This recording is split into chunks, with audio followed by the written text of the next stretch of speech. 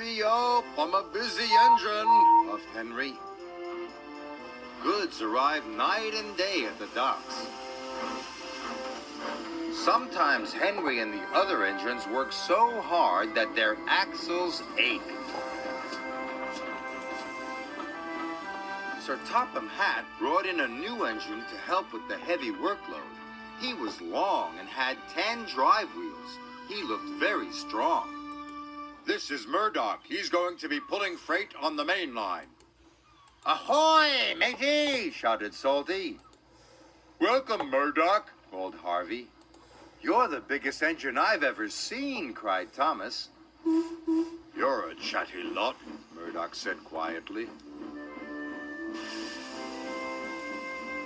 Soon Murdoch was coupled to a long line of heavy freight cars. His boiler strained, his wheels started to turn, and the mighty engine chuffed away.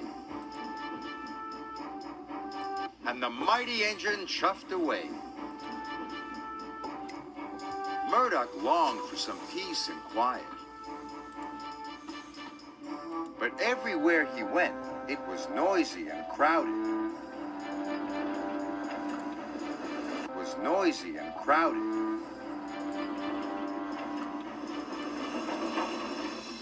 At the end of the day, Murdoch was looking forward to a good night's rest. But Salty and Harvey were full of questions. What's the longest train you've ever pulled? Have you ever worked Marseille? Have you ever crashed? Please, I want some peace and quiet, and I don't want to share a shed with chatterboxes. No need to be rude, puffed Harvey. Hey, we're only being friendly, matey. Harvey. Hey, we're only being friendly, matey.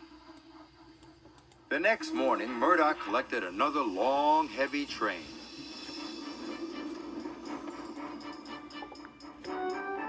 This time, he chuffed into the beautiful countryside.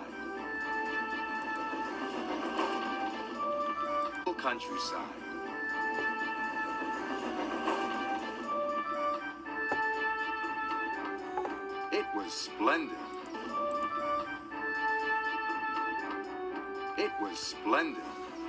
At last, he had some peace and quiet.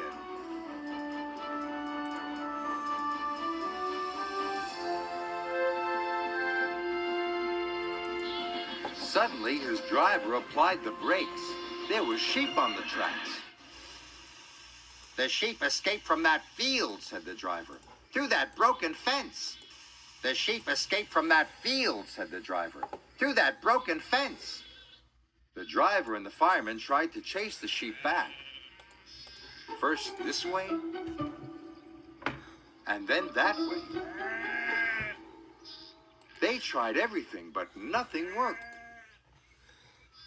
We'll never move these sheep by ourselves, complained the fireman. I'll go and phone for help, sighed the driver. Murdoch was very unhappy. The noisy sheep were, sighed the driver.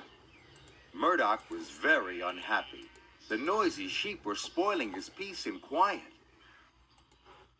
Sir Topham Hatt was enjoying afternoon tea when he got the call. Sheep? He exclaimed loudly. I'll send Toby with the farmer immediately. The sheep were becoming noisier and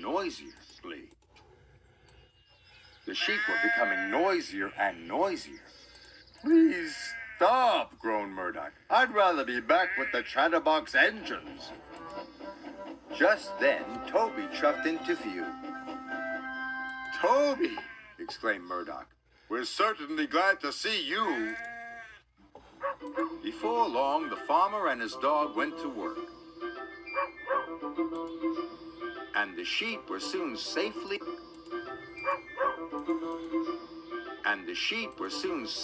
in their field.